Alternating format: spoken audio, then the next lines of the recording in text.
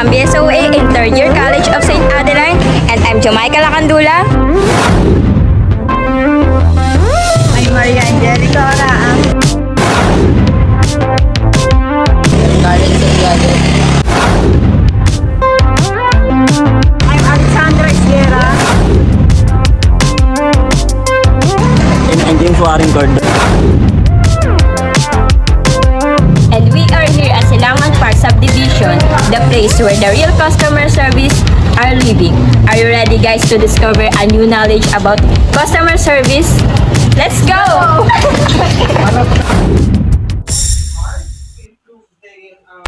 Hi, my name is Romar Mariano. I've been in this industry for almost 13 years, and a year for customer service representative, and 8 years for as a team manager. First question is, what is customer service? From the word itself, customer service, so servicing customers. So in customer service, we have to provide answers to the questions of the customers and also assisting them when it comes to their needs, questions, and troubleshooting, and sometimes how to resolve their concerns as well. How can you improve a dissatisfied customer's experience? If they're not happy with the product, then we have to do something about it. But first and foremost, we have to empathize with the customers first. Meaning to say that we have to acknowledge the feelings of the customers. We have to make sure that we are with them. Because if you're not going to empathize with the customers, tendency that the customers would feel that we don't care with them. I mean, we don't care with our customers. Describe a time you collaborated with a peer to solve a problem. There was a time that it was a difficult situation wherein it is not part of our policy. It's gonna be hard for us to provide a resolution to the customer's concern. So what we did was we actually collaborated with a different department for them to help the customer. Here in this industry, as a customer service, we should not be enclosed in a black and white rules or, let's say, policy. We also have to look beyond. We also have to search outside the box, because if we're just going to dig or just pertain to this specific policy, we cannot provide solution to the customers, because with the problem that the customer has, it's always different from each other. It's not all the same. So there will be very tough customers or situations that we need to address and look at other options. And options is very important, because if we're not going to provide options to our customers, then definitely the customers will be agitated. What would you do if you didn't know how to help a customer? There is always a way for us to help the customer. It's just a matter of how are we going to look for the answers to their questions and, to help them to satisfy the customer. How you would handle a customer who was upset a known problem with your product or service? It's always about empathy and acknowledgement with the situation. It's what I mentioned a while ago, that have to address the emotion of the customer. If they are agitated, if they are upset with the product, then we have to address it. We have to make sure that, we just not have to, stop by acknowledging it, but also giving a clear. We have to make sure that we're going to provide the right resolution when it comes to their concern. Are you proficient in the use of any customer service software? Yes. For softwares or applications that we are using, that's why we have training. The training actually depends on the program that you're gonna be in. For example, with bank or with finance banks, it usually takes or took 2 months for the training, and then for the medical for us took quite some time, like 4 months for us to train our agents, because we're using like 25 applications. So there's a lot. Do you want to work in customer service? It's satisfying that every time that we actually resolve the issue of the customer, it's really satisfying whenever that the customer would thank us and give commendation whenever that we provided wonderful customer experience. Because it's not just us who's giving or answering the question, but it's more of an obligation for the company itself. Because customer service, we're actually the frontliners and we are the face of the company. So whatever we say, whatever we do, how we help the customer, it always reflecting on the company or organization that we are in.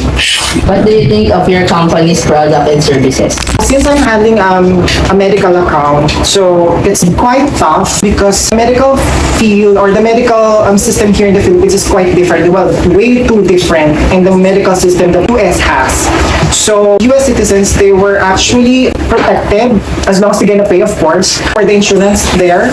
But here in the Philippines, we only have PhilHealth, we only have like SSS or whatever. But there, they also have insurance. Quite difficult because our understanding here in the Philippines is quite shallow when it comes to the understanding in the US. So it's really challenging because of the terms, like for example, co-pay, co-insurance, deductible. We don't have it here. But in the US, those are actually common terms.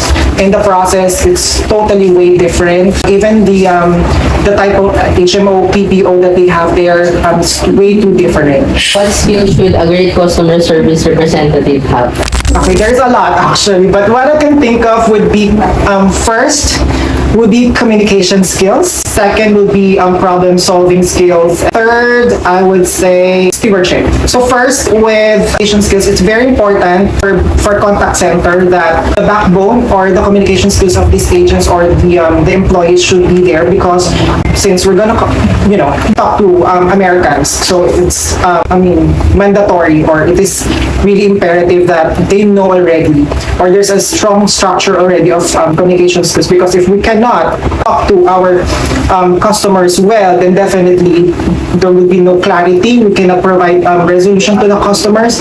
There will be chaos, when it comes to talking to our customers. And I've been handling agents, having hard time talking to the customers, but it took some time for them to test and enhance their skills when it comes to communications. They're willing to learn how to communicate and enhance their grammar, intonation, and whatnot. Then definitely they're gonna do that. And second would be problem solving. It's very important as well, because sometimes that there are things that it is not written, as what I mentioned a while ago. It's not written in the documents that we have in the organization or with the company. So they really have to think outside of the box. They have to provide resolution that is not indicated in the articles that we have, knowledge articles. So we call it knowledge articles. That is our Bible, wherein we have to look for the answers of regarding the concerns of the customers. We have to look in there. So if it's not stated there based on what the customer's concern was, then we have to look for a better resolution for the customers to be happy. And then third would be stewardship. Stewardship meaning to say that agents should not have, or should have this kind of skill at some point, or characteristic at some point, because everything should not be spoon-fed. Everything should not be given to them. Everything should not be taught to them. So it is also important that these people, or customer service representatives, must have this initiative for them to learn, and then for them to look for answers to the questions of the customers. What's your process for de-escalating a customer argument? For de-escalating, I would say that it really boils down to, of course, empathy. But before you empathize with the customer, acknowledge the emotion of the customer, you have to listen first. Always listen whatever the customer would say. Do not lie. There's no verbal collision between you and the customer. You always have to listen first. Let them vent out first. So once that the customer finish, venting out, that's the time you acknowledge their emotion. So once that you acknowledge their emotion, provide your commitment statement. How are you going to help them? So once that you provided your commitment statement, that's the time that you have to, act, investigate, and then once you already investigated it, then that's the time that you have to provide. Once you already have the answer to their question or their inquiry, then that's the time that you have to provide or educate your customer when it comes to your answers. What are you hoping to do in 5 years? Hoping, personally, of course, growth. Everyone should not be just, happy being just an agent or a customer service representative, because I was once there and I actually dreamt of it. When I was, just to give a background, when I was an agent before, I was always looking at my team leader, my team manager. So I actually promised to her that one day I will be like her. After a year, I actually applied for a position for a quality analyst. So quality analyst, just to give you a background, we're auditing the calls for the agent. So I took the chance for me to apply for that position, and I actually got the job. So I got hired and I got the post. Well, just to be honest, I got the position, or I was customer service for just 1 year and 5 months, and then after that, I got a promotion for quality analyst already. And then from there, everything is history, and I'm a team manager. So as long as you have the drive, to service and you love your job, then definitely no one should stop you in dreaming and having your dreams. What role does empathy play in customer service? Very vital. I would say that empathy is very vital. It depends on how you're gonna empathize with the customer, because the usual, even my agents right now, I keep on telling them that yes, there are empathy statements which is templated. For example, I do apologize for what happened to you, or I'm so sorry for what happened. That those were actually two empathy statements that were given every now and then.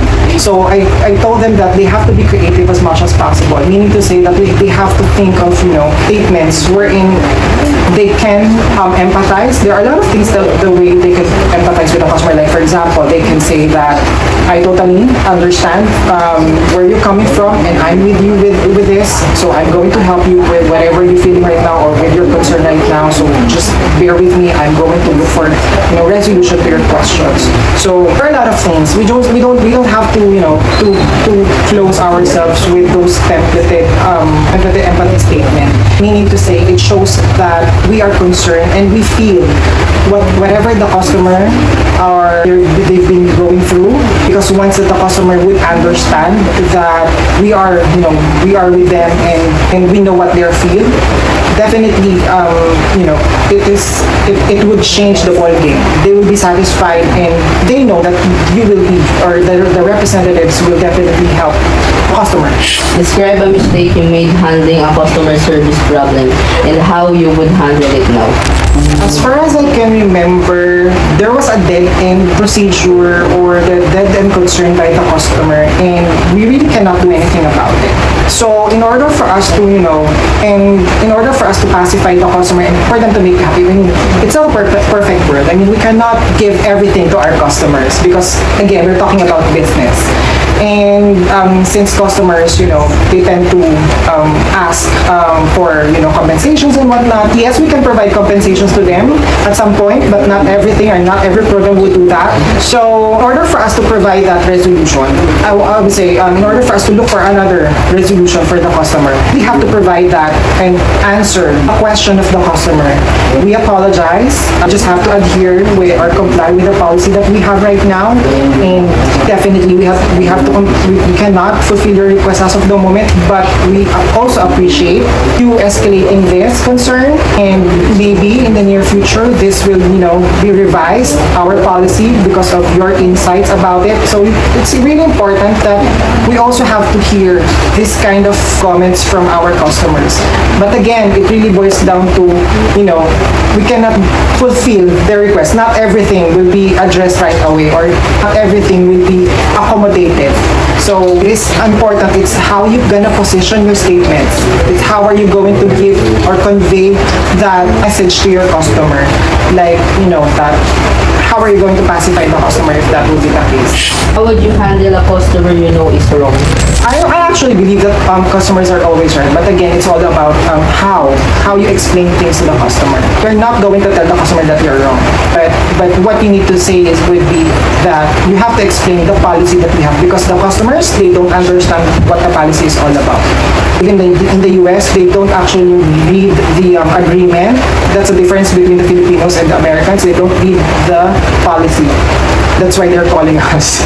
Are you satisfied with your own works or service? Yes, I would say yes, as long as you're giving everything, as long as you're giving or exert all your effort in resolving all the issues or concerns of the customers, because first and foremost, that is the main objective, and that is the main reason why we are here as customer service representatives. Thank you for answering our questions.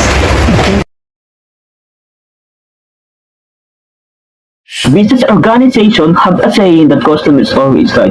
It is the reason why learning a customer service is essential if you want a business to grow.